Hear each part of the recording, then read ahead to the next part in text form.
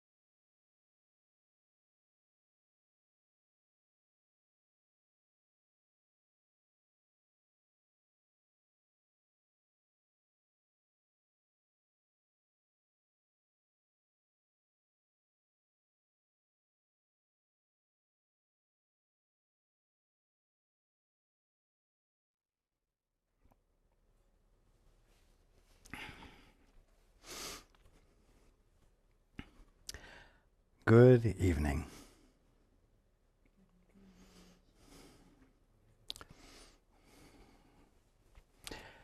And welcome to everyone who's joining us on the internet. Well, it's slightly less than a week until, quote, my birthday.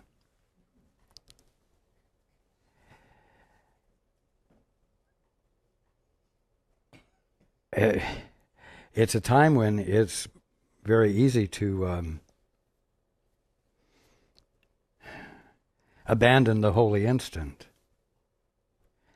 Because, of course, when you celebrate my birthday, you're celebrating something in the past with no compensation, if I may put it that way. What I mean by that is that ordinarily, you don't celebrate the birthdays of the dead. Ordinarily, you celebrate the birthdays of those who are alive, and what do? You spend your time with him or with her, enjoying that one's presence, having fun with that one. And so, you don't abandon the instant in which the holiness of it all can be experienced, whether you actually take advantage of it or not. I'm going to ask you this year, on my birthday, for you to make a point of being with me, next Friday. Be with me in the present. By asking things of me, by reaching out to me, and by listening for my response next Friday. In the now at that time. So that you have, on my birthday, an experience of the living me, my presence and my availability to you, not as a Godhead, but as your brother, as a friend.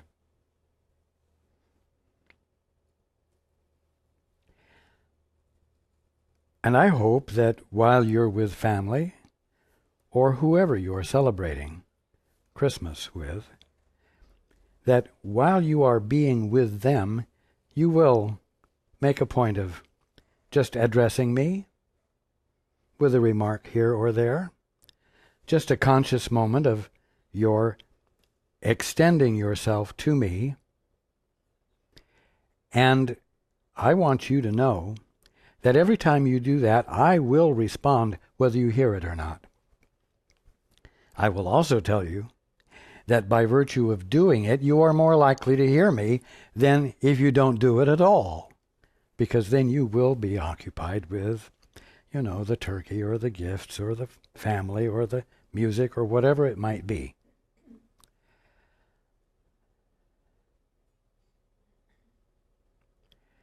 Now,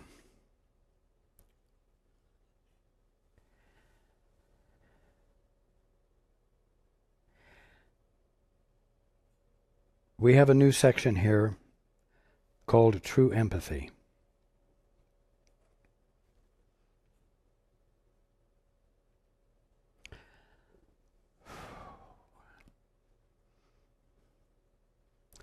And before we go on to what true empathy is, I want to take a little bit more time to talk about what it isn't, but what you believe it is and what you use it for. Empathy, as you think of it, is a way for you to be present with a brother or a sister, a friend. To be intimately present with them. Where in so many words you feel what they feel, or you try to feel for what they are feeling. without any blocks in the way. You try to let down obstructions.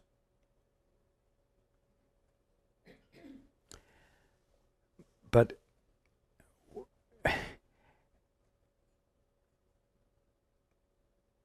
as long as you are behaving as though you're an orphan, and are therefore in a constant state of vulnerability, every single act of empathy that you engage in will, at the bottom line, be able to be traced back to self-protection.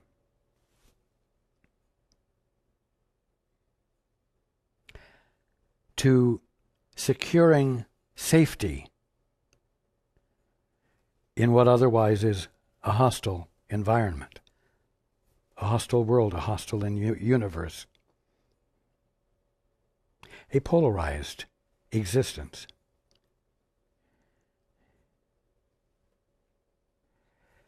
Very often, your practice of empathy is engaged in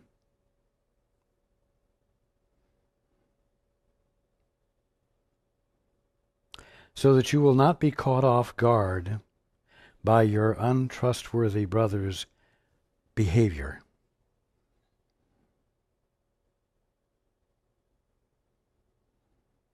And so you will be sensitive, especially to the brothers or sisters who seem to be the least trustworthy, whose behavior tends to show that they are likely to behave in unloving ways.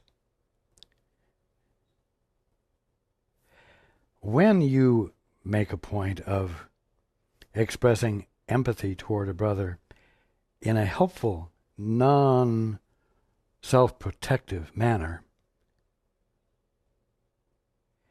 and you really have their best interests at heart,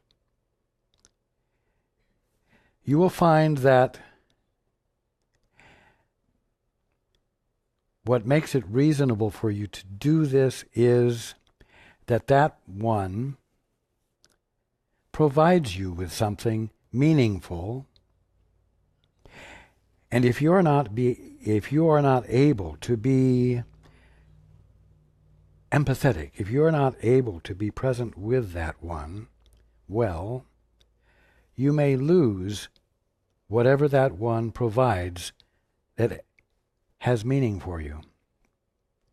And so if you have a loved one who is suffering from something, you will tend to help them because you love them, but also because if something happened to them and they were no longer around, you would be at a loss that you don't want to have to cope with.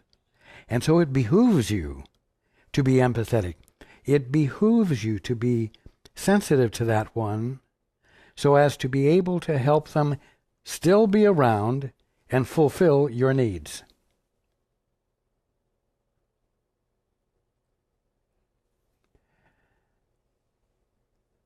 Now, I realize that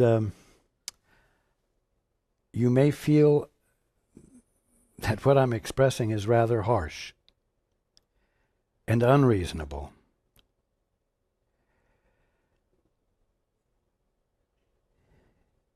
But you know what? It's important for you to know that when you think you are doing something good, ultimately good, in some way or another, and you are not actually doing something ultimately good, somebody needs to tell you. Now, I am not telling you that when you behave from your orphan mentality, even though it's with well-intentioned empathy, that you are not doing something good. When I tell you that, I also tell you what you can do and what you need to do in order to, for lack of better words, express empathy that is good and that does have benefit And that's what we've been discussing for a couple of weeks.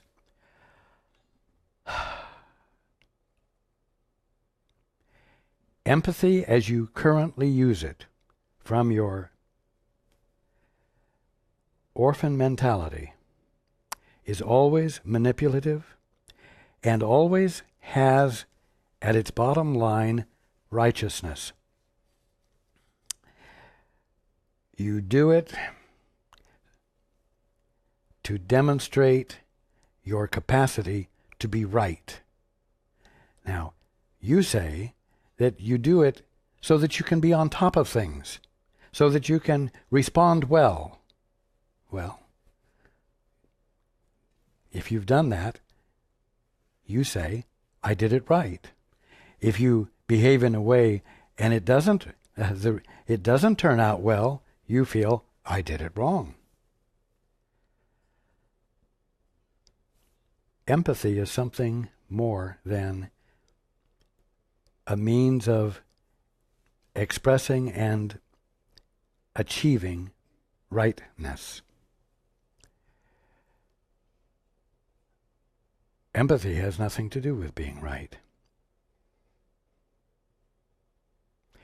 But being right is important to all of you. There's a saying, right is might, as though right is strength. But that very statement is an intellectual conclusion arrived at through thinking. It's not divine insight.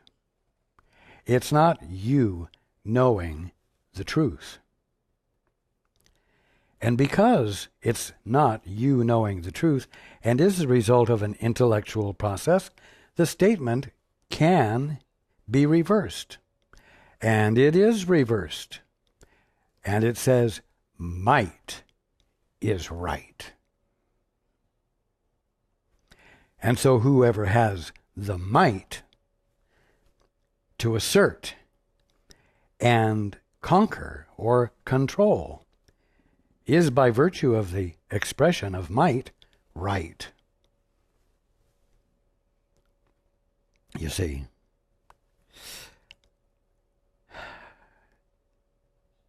right is not might, and might is not right. Oh.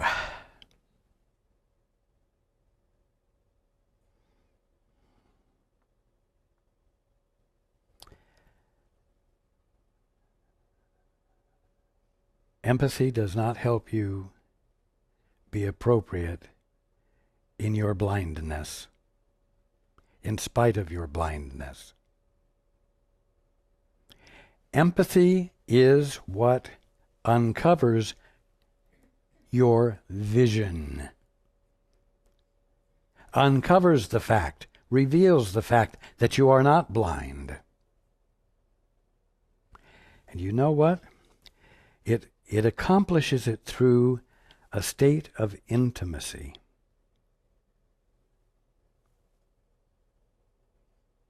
As we've said, in the practice of the holy instant, you step back, you shut up, and you ask of the Father. You abandon your privateness, and you ask of something else than yourself and your best judgments. What is the truth here? How do you see my brother? How do you see my sister? How do you see that tree? How do you see this world? What is the truth about it? And then you listen. And you let it be revealed. You let the Father speak. Or you let the Holy Spirit speak. Or you let me speak.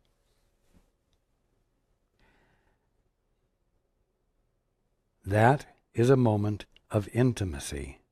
It is a moment of connection. It is a moment of union.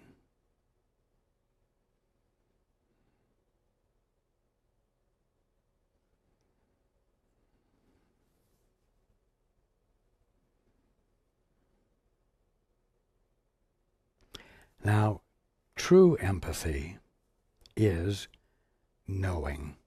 Knowing with a capital K. That's true empathy. How do you arrive at an experience of knowing?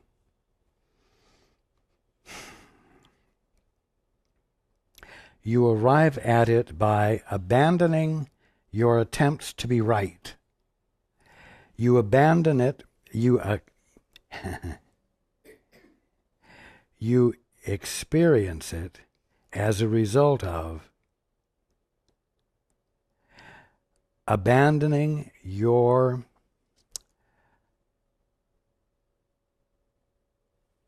need and your attempts to control. You accomplish it by abandoning your privacy. Now, I cannot make this clear enough. And unfortunately, I cannot paint the picture black enough to make you want to spontaneously abandon it. But everything you do, absolutely anything you do, privately, as a result of your own thoughts going on in your own head, without involvement with anyone else, any activity that you engage in privately deprives you of your sanity. It deprives you of your fulfillment because it keeps you securely in the state of orphanhood. Now, that means it keeps you in a state of illusion, because you aren't an orphan, and you did not create yourself.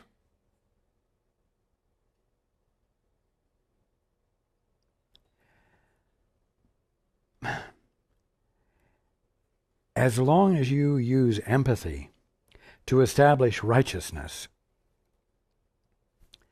so that you might be something in your own right, or you might say in your own rightness, you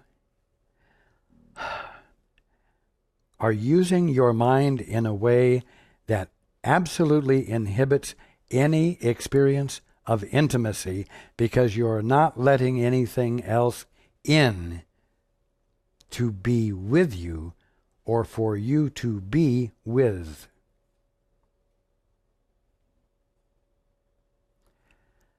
Now, another way you use empathy is to sometimes connect with God. You want to have empathy with God. You want to feel what God feels. But here's the flaw in it. You ask God for a favor. You ask God for help in this situation or that situation. And so it is as though you send a message out and you don't know whether he receives it or not. And then if something happens in your experience that resolves the problem, you say, "Oh, God heard my prayer and God answered my prayer." But where's the moment when God picked up the phone and you heard him say hello? And you could say hello back to him. It didn't happen. But if you had said hello, if he had said hello and you said hello, empathy would have occurred. You see? You would have been in a position to feel God's meaning. And God would have been in a position for you to experience his meaning. And there would have been joy. You see? And it's similar to what I'm asking you to do next Friday. Have a direct, real experience with me on this birthday of mine that you're celebrating by being absent from the moment you're in which you could connect with me, because your attention is on a day 2,000 years ago.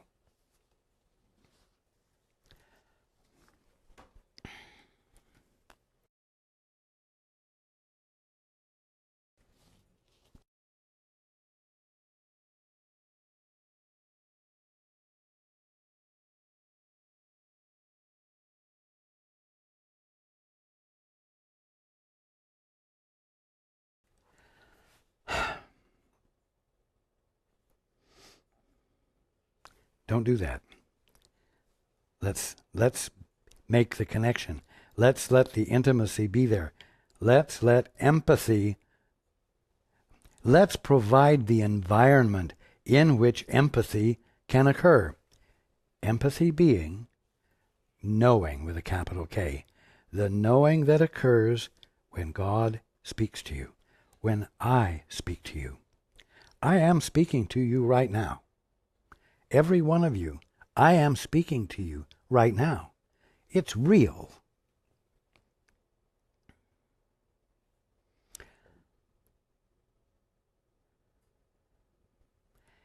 In other words, what I'm saying is that empathy is the result of intimate involvement. Now, another way in which empathy occurs in unreal and inadequate ways is when you do ask God for an answer.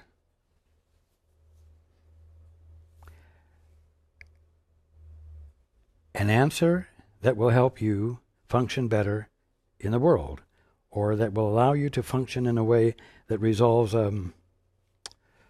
dissonance in your relationships. In other words, you're asking for intimacy with God so that your intimacy with God is not the subject of your intimacy, but the resolution of a problem with others is the topic of the intimacy. And the moment God tells you the answer, you say thanks, and you attend to applying the answer to the experience. Like, hello. God might say, hello. Are you there? I thought we had a chance for being together. You see.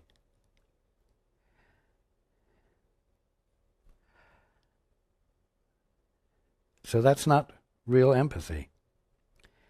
Now, when I speak to you through Paul, as right now,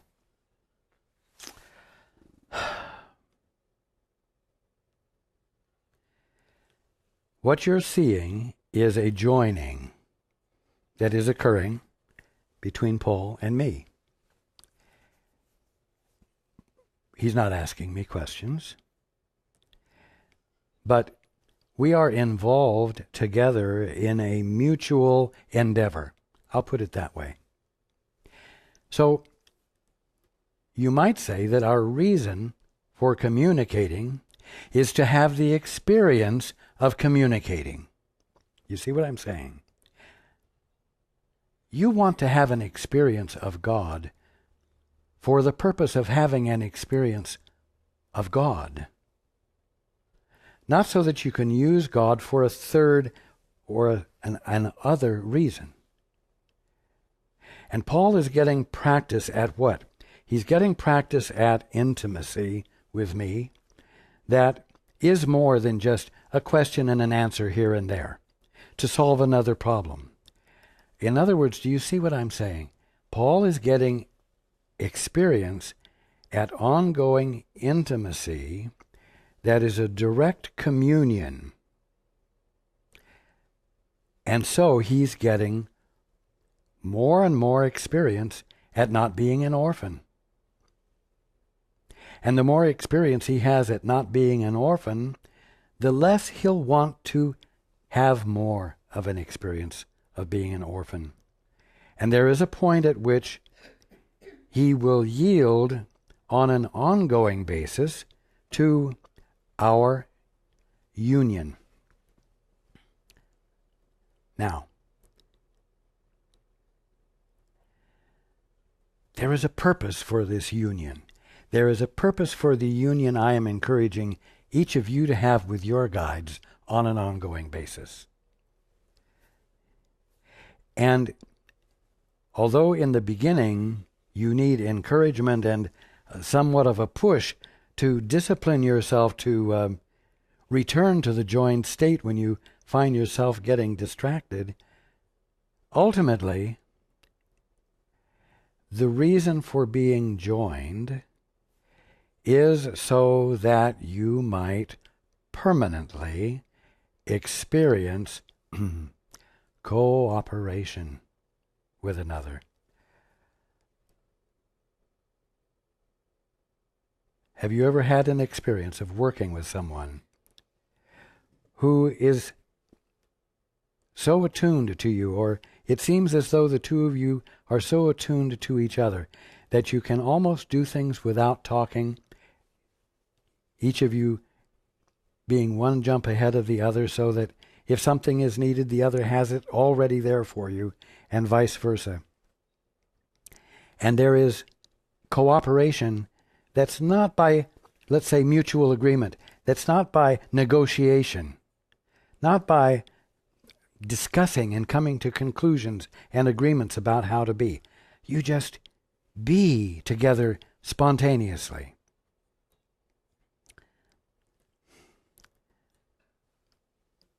You see, I'm trying to clarify something, especially since we're less than a week away from the day that you would celebrate my birth, and could use that day for an even greater purpose, to make some commitment to joining and practicing the holy instant and allowing empathy to occur, which is the experience of knowing with a capital K, which is a gift from God. His perspective given to you so that you might see everything as it is, enlightened, in other words.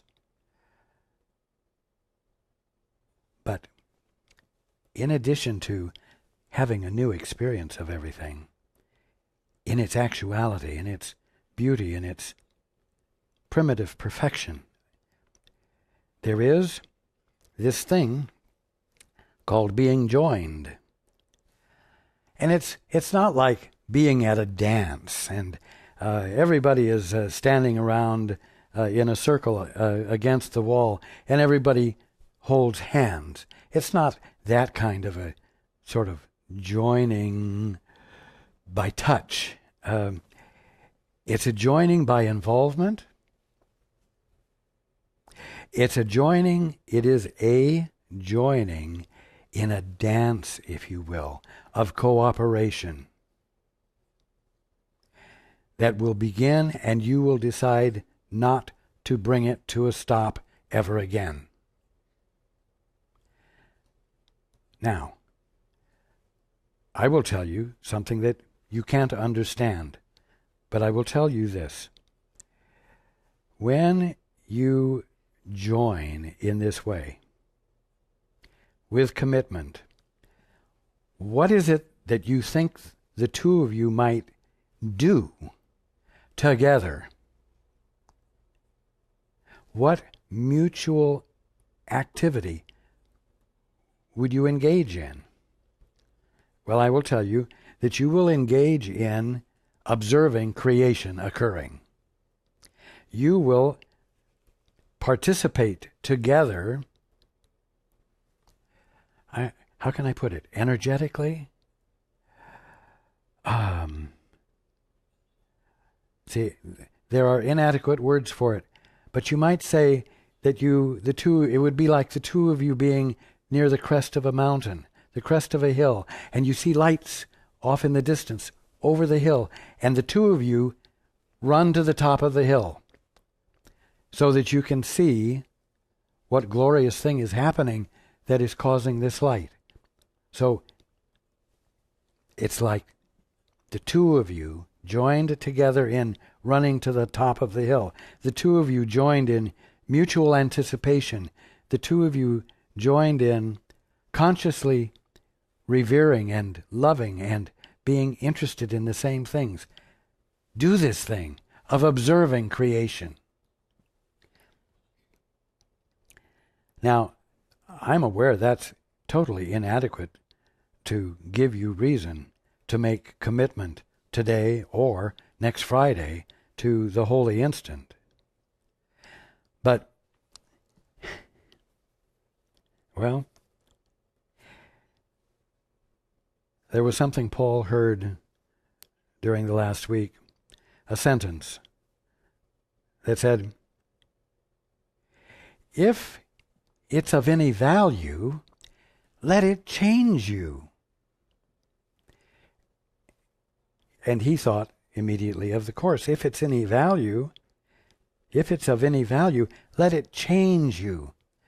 You see, it isn't something here to read and to grasp intellectually and to, savor the little morsels of truth that you glean from it here and there. It's here to change you.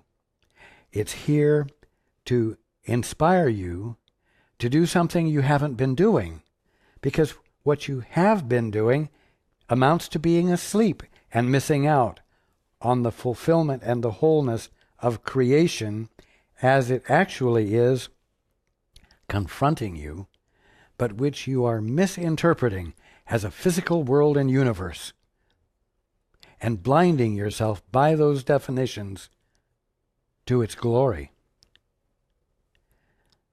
Now,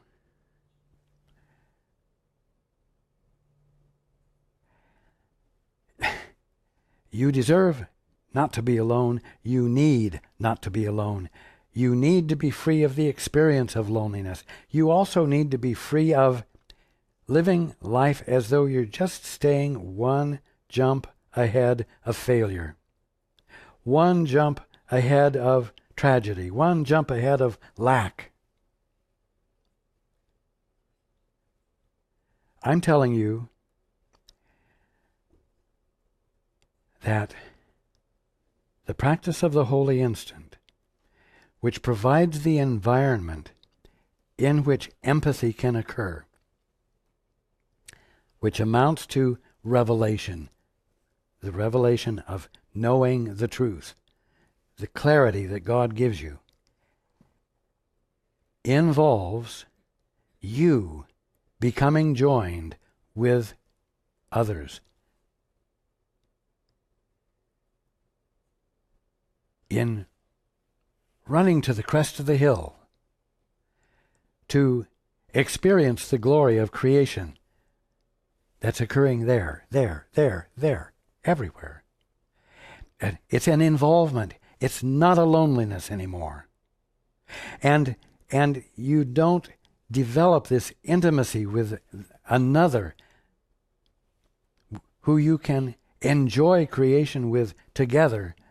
It isn't for the purpose of gleaning truths from that other one so that you can, in this other place where the kingdom of heaven looks like a physical world and universe, manage to manipulate things better than you've ever done before so that you can be more secure and safe than ever before, and therefore experience a sense of relief and be able to take a deep breath for a little bit at least before you have to start protecting yourself again. You see?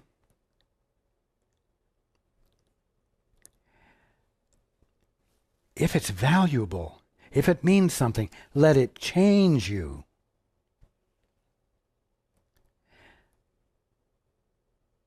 Let it move you into an involvement that will become a forever involvement of awe, shared, not just with your guide, but with all of the brotherhood. But you know what? You've got to take it one step at a time. And so you have to start out practicing the holy instant with the brother who's next to you. You have to practice it by using your brother as the reason for turning to the Holy Spirit. In other words, turning within to that which is nothing more than your right mind.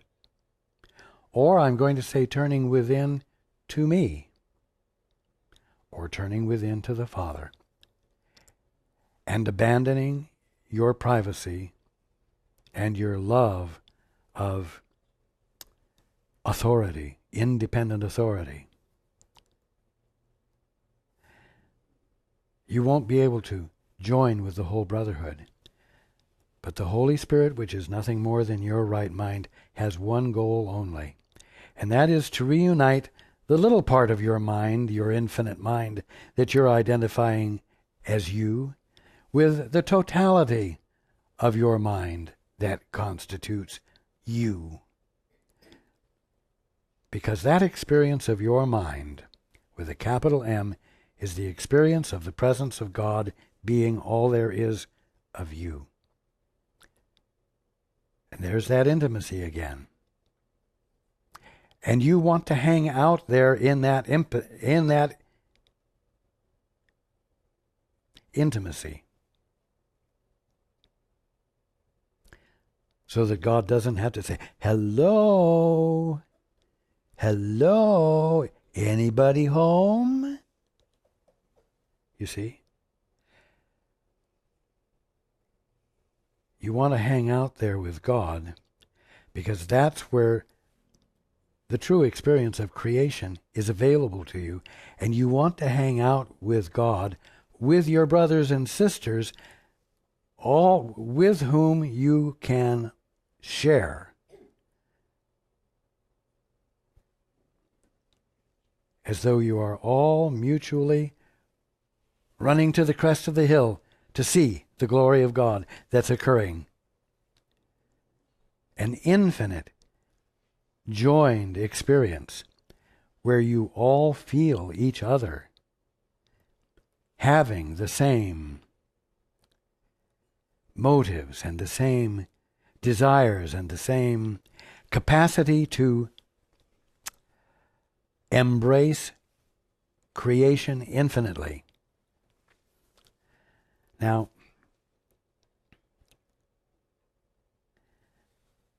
that is not understandable to you, but I know that it's understandable to you that there can be one of the brotherhood that you could have an intimate experience with, and it would be easier to have an intimate experience with one than an infinite number.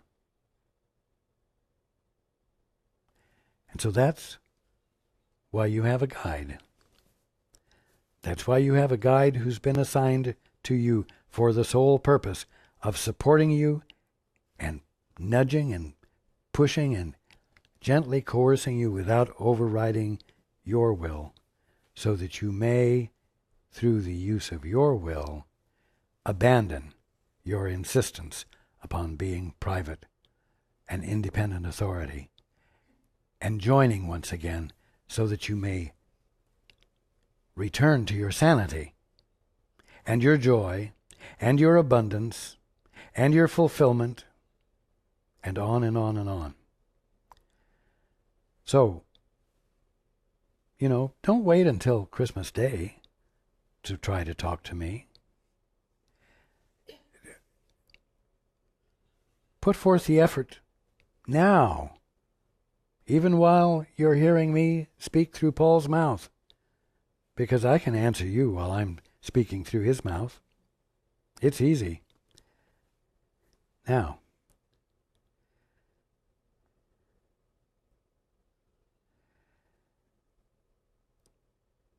I'm trying to convey to you that you exist in the middle of the kingdom of heaven. You exist in the middle of the awesome, even though you look at it and you say it's just a material world and universe. Nevertheless, you stand in the middle of that which is awesome, and its awesomeness awaits your willingness to see it and let it register with you. There's incredible reason for hope. There is incredible reason for reaching for the unknown, for reaching for unreasonable good, and letting it happen and letting it change you, letting it cause you to be with everything in a new way.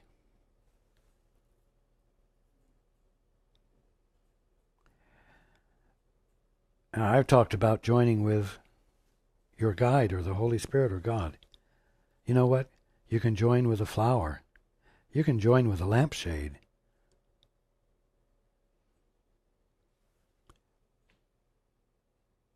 If something is going on that you're experiencing, it has meaning. It has divine meaning. And it would love to join with you in the true experience of what it is and the true experience of the relationship that you have. The relationship you have with the lampshade, because you certainly have a relationship with the lampshade. You see? Now, this may sound a little silly, but you know what? The lampshade would love to run to the top of the hill with you to see the glory of God that's going on over the crest of the hill. There isn't anything in all of creation, there isn't anything in your experience that doesn't wish to join in the conscious appreciation of its source, God.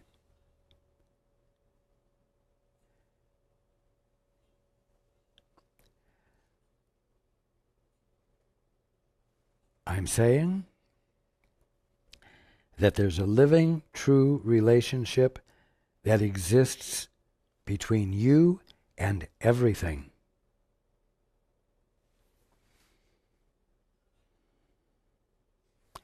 And a relationship of involvement, like running to see the glory, anticipating seeing the glory. Nothing passive. Nothing where you just sort of pass information between each other for another reason, not because you really like each other, but because you're convenient and might be able to help. It's more than that. It is a marvelous involvement of joined purpose that none of you figured out or calculated or negotiated.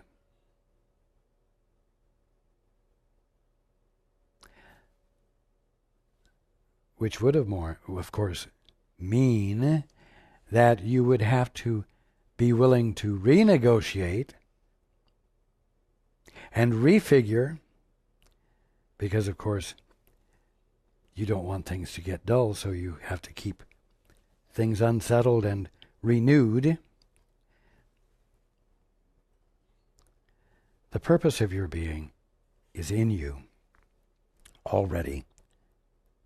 And it moves spontaneously. It moves in all of you spontaneously, and therefore moves in harmony. This movement in all of you is in perfect harmony with every one of you, all of the brotherhood. And it's experienceable as a togetherness.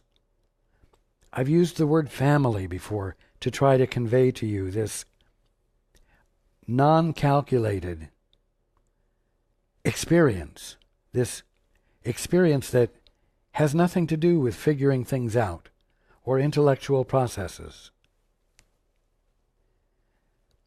Because it's an experience of intimacy, of intimate, incredible, of infinite, incredibly joyous involvement.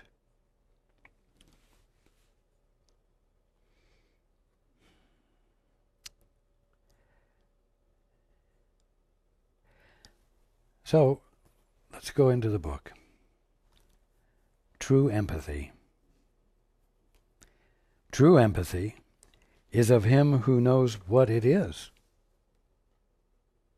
which at this point, as far as you're concerned, is the Holy Spirit. It's not you yet. True empathy is of him who knows what it is.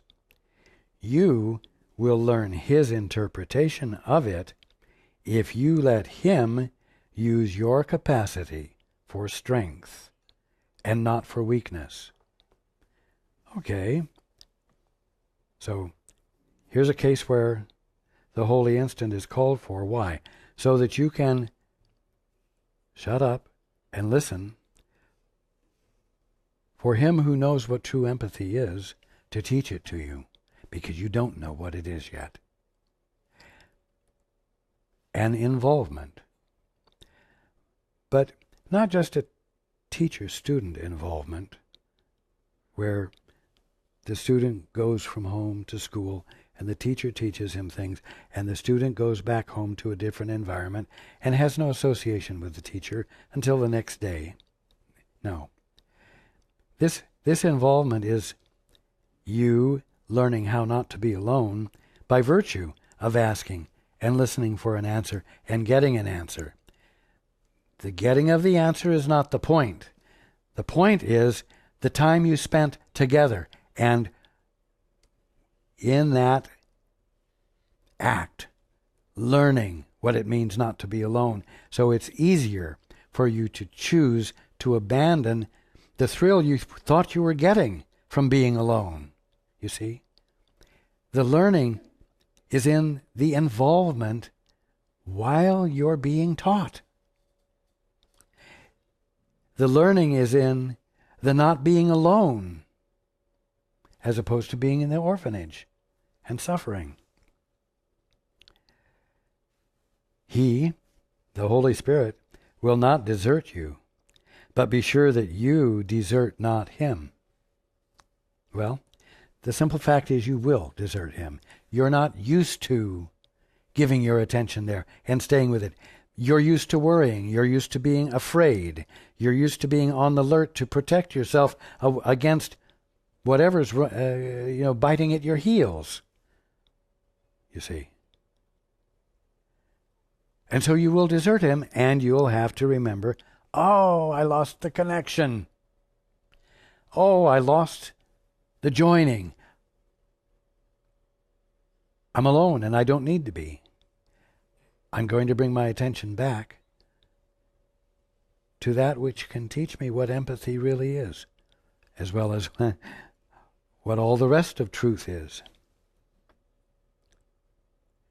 Humility is strength in this sense only.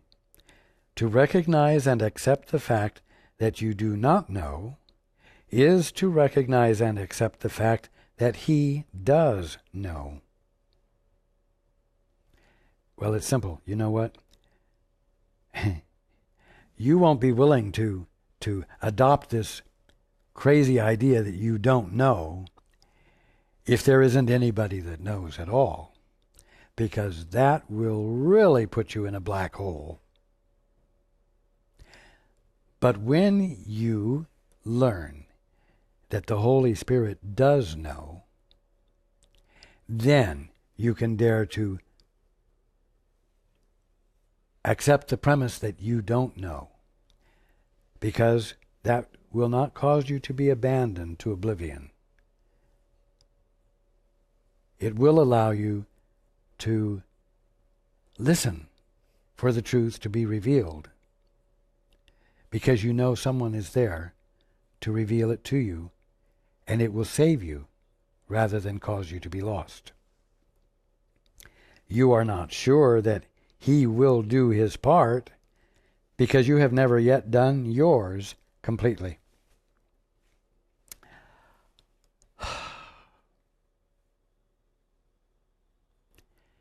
It's hard to have faith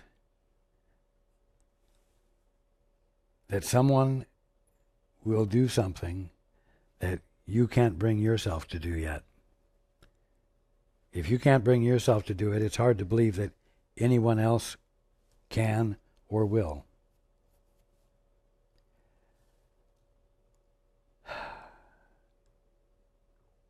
You will not know how to respond to what you do not understand. Be tempted not in this. Now this, you have to be careful here to read this in its meaning. You will not know how to respond to what you do not understand. What that means is, first of all, what you do not understand is what you cannot understand. You cannot understand that this is a material world and universe. You cannot understand that you're an orphan. You cannot understand that your brothers and sisters are orphans, and you cannot understand that they are undependable because they have no dependable, underlying, grounded source of their being.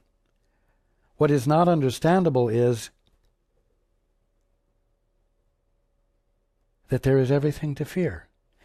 That isn't something you can understand. Why? Because all of those things are not the truth. They are beliefs you are entertaining and maintaining and reasserting.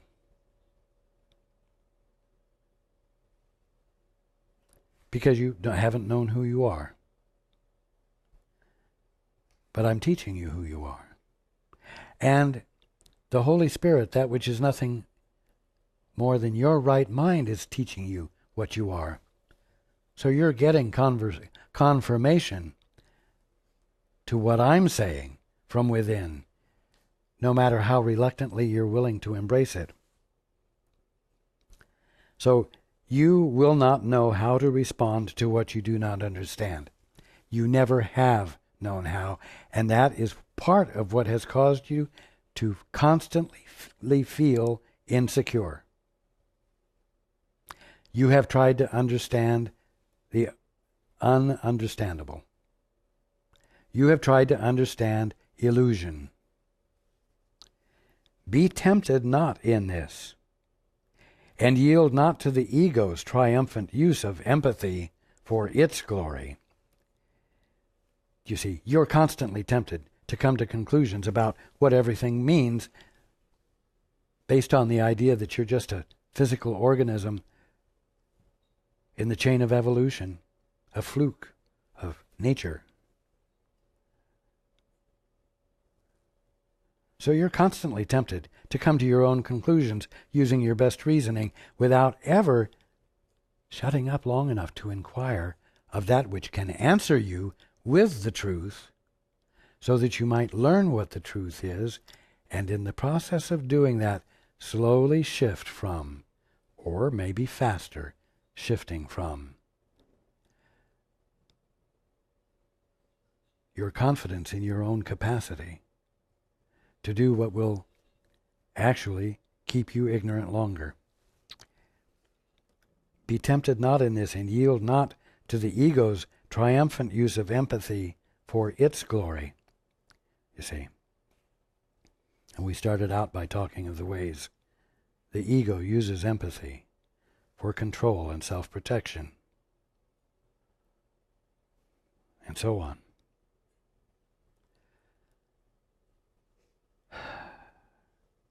The triumph of weakness is not what you would offer to a brother. You know, what's the triumph of weakness? It's when you have asserted yourself based on your own best judgments as an orphan that you think you are, and managing somehow to bring about a good effect that other people recognize as beneficial to them. Something you've done without ever being joined, without ever having made connection with that in you which knows the truth. You see. That's the ego's triumphant use of empathy for its glory. Be tempted not in this, and yield not to the ego's triumphant use of empathy for its glory. The triumph of weakness is not what you would offer to a brother.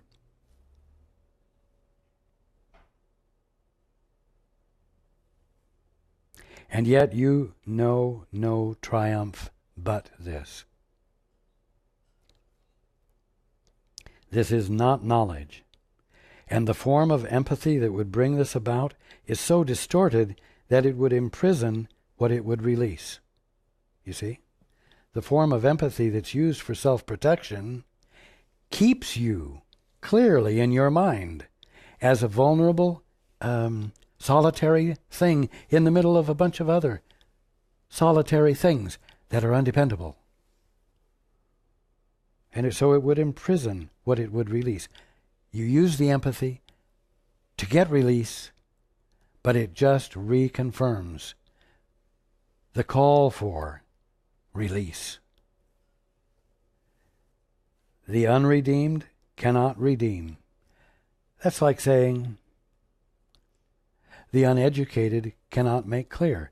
The confused cannot express clarity. The unredeemed cannot redeem, yet they have a Redeemer. Attempt to teach him not. You are the learner, he the teacher. Do not confuse your role with his, for this will never bring peace to anyone. So let's be very clear here. We're talking about you're letting yourself into a profound experience of intimacy in which you join in mutual intent, in mutual action, you might say, where neither one of you are attempting to behave independently, but especially you are not attempting to behave independently, because you need the influx of what your brother knows that he can reveal to you that you don't know yet. And so part of the dance that you're doing here, part of the intimacy here, involves your being willing to completely release authority.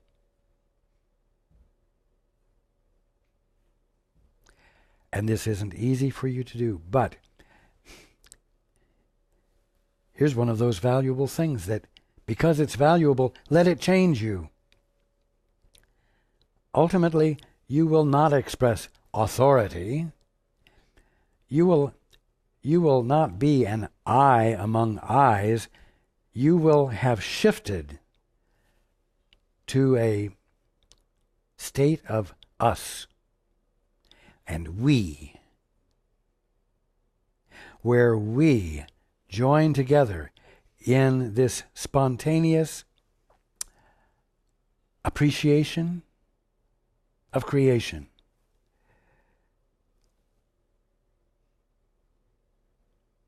Because authority will not remain once you let yourself be changed and you experience yourself as the Holy Son of God. It is reasonable and valuable for you to be willing to abandon it now in the first stages of your involvement with your teacher, one who is your teacher only temporarily, until you decide not to practice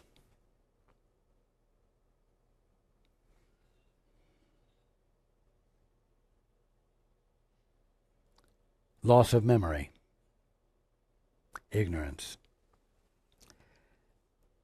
The unredeemed cannot redeem, yet they have a Redeemer. You have a Redeemer. Attempt to teach him not. You are the learner, he the teacher. Do not confuse your role with his, for this will never bring peace to anyone. Offer your empathy to him. Wish to feel with him.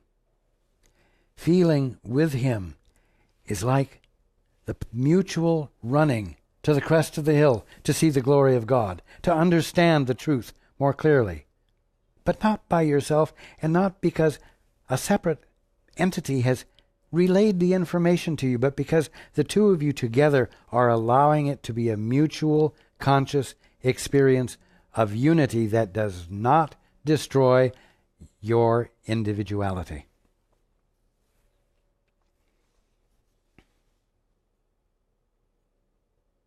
Offer your empathy to him, for it is his perception and his strength that you would share.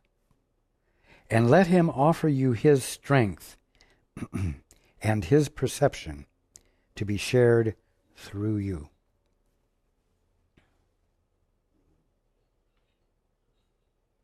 The meaning of love is lost in any relationship which looks to weakness and hopes to find love there. Any relationship that looks to weakness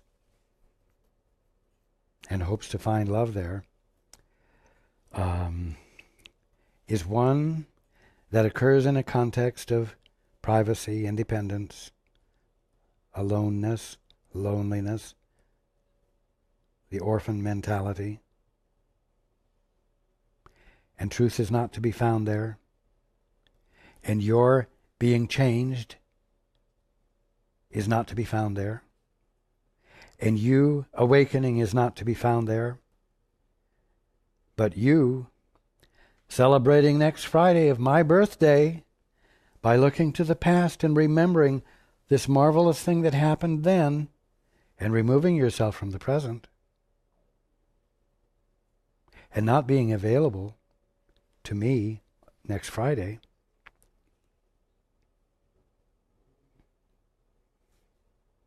That's a matter of looking to weakness.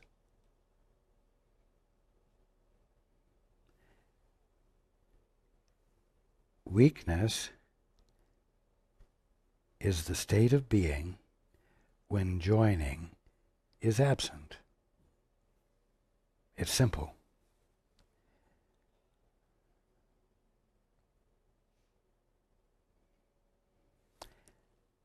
I want you to understand that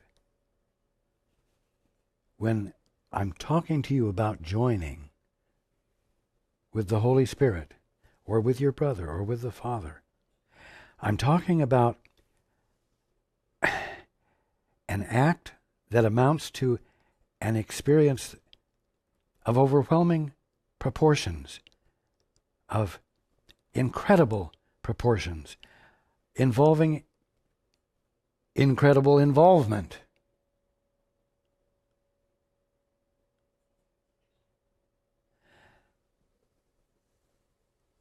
Of a mutual infinite movement in which everyone involved in that movement feels everyone else's involvement with him or her in looking to see the glory of God that is occurring and attracting everyone's attention. And by giving that attention to it, participating in it, by being the acknowledgement of it. Because no one's running back to no one is running back to the orphanage with all the news about the movement of creation, or running back to the orphanage to function better there because of everything that was gleaned from the direct experience of creation, you see? It amounts to ending up being finished with doing anything in the orphanage or believing anything about being orphans, or of fear and guilt, the two partners, and all the bullshit we've been reading about that has to do with the ego state of being that is an illusion. It's total fraud. So, chapter 16 is a wonderful chapter, the forgiveness of illusions. And now you know that the forgiveness of illusions is you abandoning them in favor of an incredible involvement of being with all of your brothers, but one which you will start to allow yourself to have with just one. Me, or the Holy Spirit, or the Father, or maybe all three of us. But it will start out simple.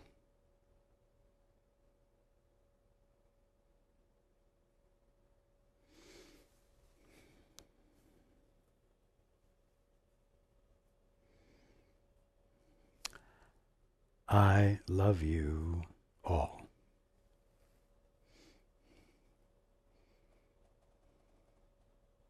And I look forward to being with you next time. More than that, I look forward to being with you frequently, more often, because you are bringing your attention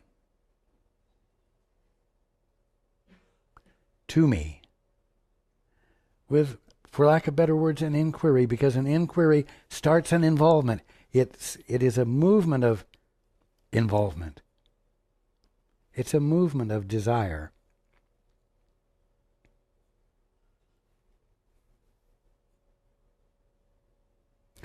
And every desire includes within itself everything necessary for its fulfillment.